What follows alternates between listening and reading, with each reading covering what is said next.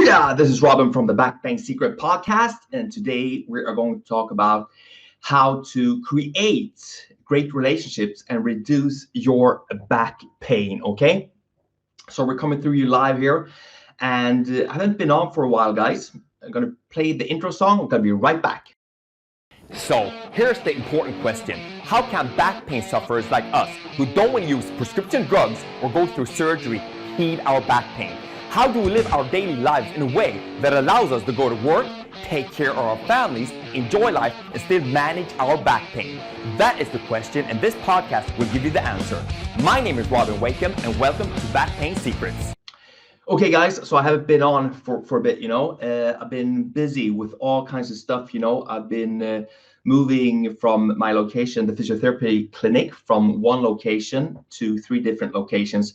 So I've been really, really busy, and I've also been assessing how I should be doing my social media platform, what I should do. I've tried a lot of stuff, I'm quite new to this, so I'm trying all kinds of different stuff. But right now, I'm actually going live on Facebook, on YouTube, and on Instagram. Okay, and I'm also going to create a podcast from this, so I'm multi-using this stuff. Okay, so today's topic is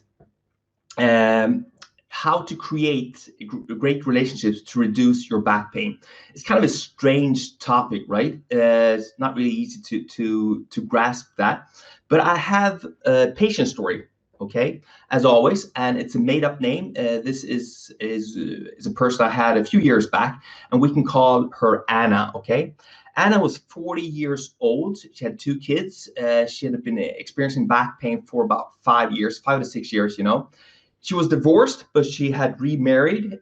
She had 2 kids, and she was exercising like twice a week. She did something to reduce her back pain, but still it was more or less like 2 or 3 times a week. It was quite bad. She took a pill once in a while, and whenever she tried to do more heavy stuff at home, lifting stuff, the back pain irritated her, And externally, Anna was quite a social person. Whenever you met Anna, she always came off like very social. But she was telling me, and this came after a few times we met, that she put up a wall. She was social, but she didn't really take in people too close. She always held them at a distance. Okay. And I was asking her, what are you afraid of? Why are you're not letting people in there, and she couldn't really give me an answer. Also, Anna, whenever you met Anna, you could see that she was very, very conscious about her appearance. Her hair was all made up. She had her makeup on, and very particular what kind of clothes she was wearing. And it was quite apparent that she really paid attention to what people thought about her, her appearance, how she should act, and so forth, And also something she was telling me, she had problems focusing her attention, okay? And she didn't really understand the reason behind this, but she always felt she couldn't really focus on one conversation or one task. She always multitasked, and whenever she had a conversation with someone, she always couldn't look them in the eye and couldn't really follow the conversation. And internally, she was telling me that she felt alone. She had all of these connections in her life. She had a husband, she had kids, she had friends, she was going to work, but she felt always kind of alone, like no one really understood her. And I think what she was getting at, that she had a hard time connecting to people, and no one could really feel how she felt or what she did, and she didn't really know what she was doing wrong, but she was just very, very tired and frustrated of not why her close friends, she couldn't really feel close to them. She was sitting there in the conversation, and she was laughing, and she was having a good time with them. If you just looked at them, but internally she wasn't really feeling it, And also she had problems with her first husband there, with this closeness feeling, and this was one of the things that made her have the divorce first. And now First, when she met her new man, that wasn't really a problem, but it was starting to create problems in the relationship as well, and she was really frustrated about that. Even with her kids, the kids were about 6 or 8 years old, I think, and she loved them over everything, but still she felt when she was with them that she was thinking about other stuff, and she wasn't really paying the attention that they deserved, right? So it was a strange feeling that she felt she had all these people around her and all these connections, but she felt really, really alone. And this was about the time Anna visited my office, and she came in for back pain, of course. That's why most people visit me. And she had pain in her lower back, and she had some radiation down her right buttock, down to her leg.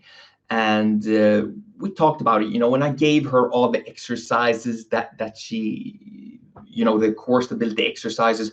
We talked about her posture, how she should sit, stand, move around, the exercise routine she was doing.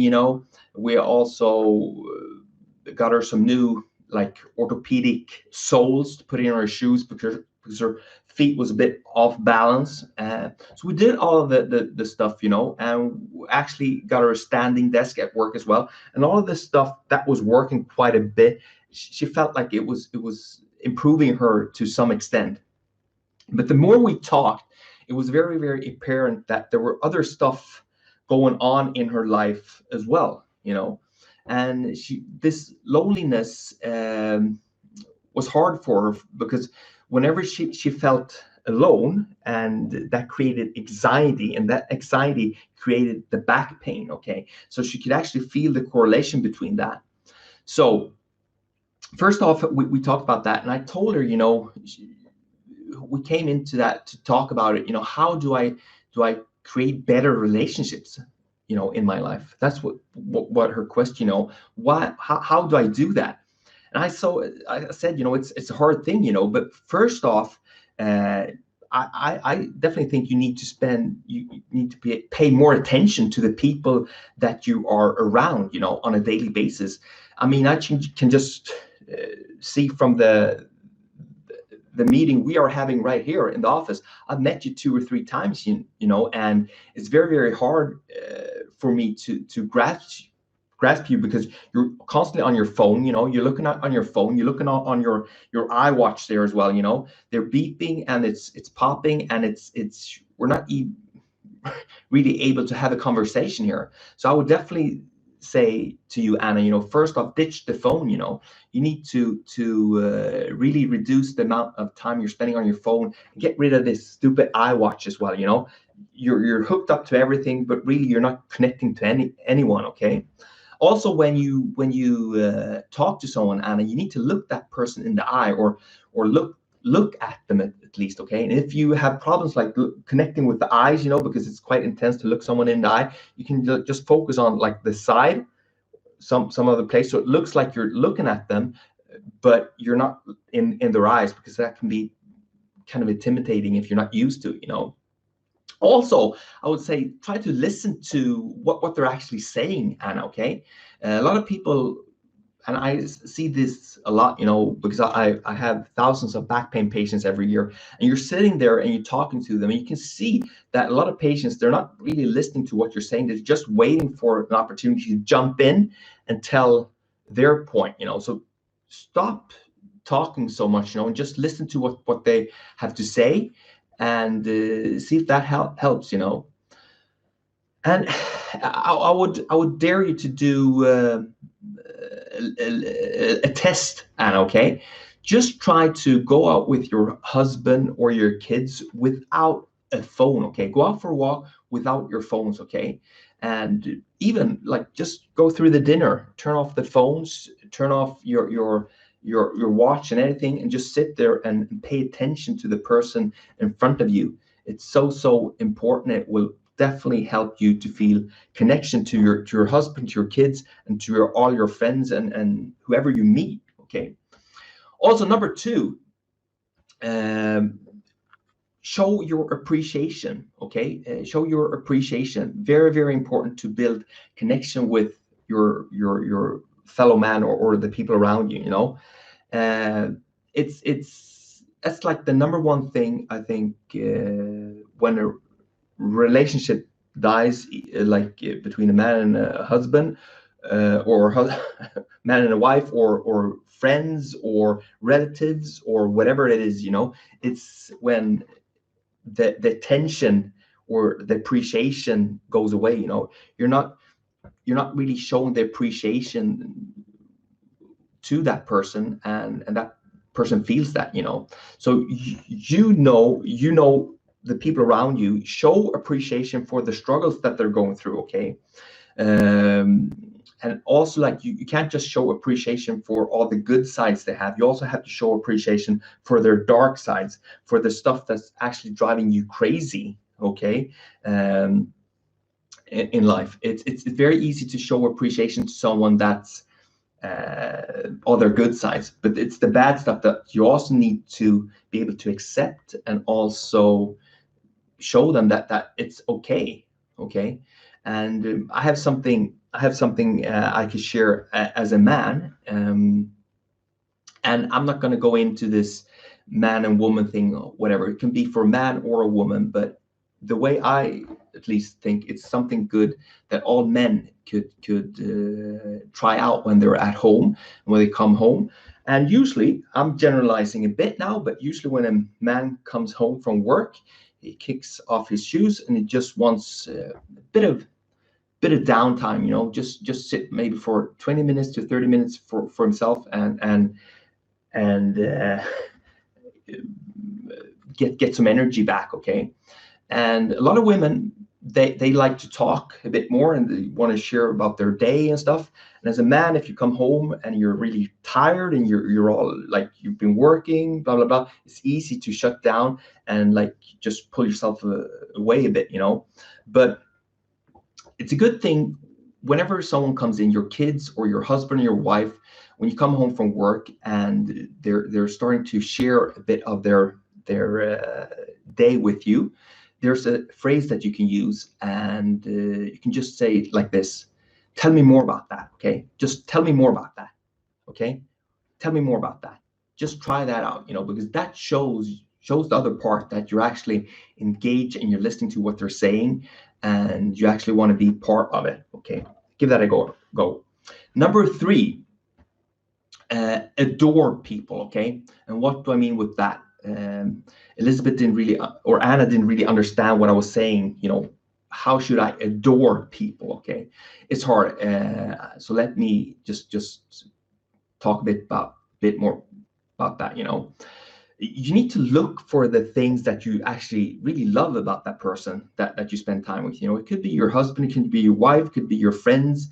Just make sure that you find stuff in their personality or whatever they do that you really, really love, and make sure that you call them out on that. It could be like, for instance, your wife has a very nice way how to handle the kids. Then you can say to your wife, like, I really adore the way you're handling the kids and how you talk to them, or whatever it could be. Whenever you show like that you adore another human being, that person becomes more alive, specifically if you do it on a consistent basis, and you just want them to see them light up, right? So it's also important to show like support for their life and their dreams and their hopes. And that's basically how you show someone that you adore them. And I know all of this stuff that I'm talking about is hard. It's not easy. You're working, you have kids, you have your wife or relationships, you have friends, you have relatives, but you really need to spend time on these 3 things, like attention. Okay, really, really important to pay attention, be there 100%. Also show people more appreciation, that you really, really appreciate who they are, what they are, and what they're doing. And also show people that you adore them. Okay, every person alive have really good sides that you could really call them out and tell them more specifically. Just don't have this stuff in your head. Actually tell them in their face how much you adore them. Okay, so the different conflicts she had, and it was hard for her to stop checking her phone and emails constantly. Okay, so we put up quite a little rule for her there, that 3 times a day in the morning, like 8 or 9 o'clock, she was checking out her phone and emails and answering those requests. Same thing after lunch, she had like 30 minutes when she was checking her messages, and also before she went home, like 4 or 5 at work there. Okay, but the other times I told her, you need to keep the phone away, and delete all those social apps, and sitting and looking at those pictures and stuff. Spend that time being very, very present in the moment with the person you're with. Also, hard to show people appreciation. She was telling me, she didn't really understand that because it was hard for her, because she hasn't really expressed that to anyone before, and she felt it very, very hard. I just told her, do it like with the phone thing, like 3 times a day.